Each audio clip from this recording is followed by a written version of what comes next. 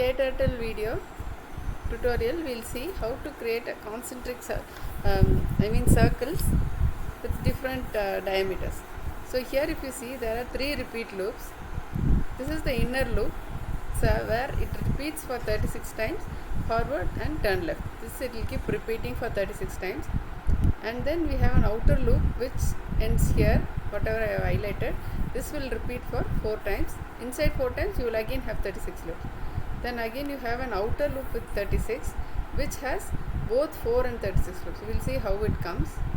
I'll make it as a full speed. First normal speed I'll show, then I'll make it as a full speed.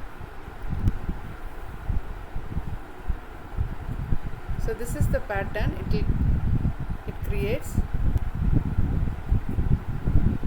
So here you can see where it is highlighted, that yellow line keeps moving. So this loop only it is currently executing now. So I'll make it as a full speed. So this loop is executed. Here you can see the inspection, how it happens if we include it.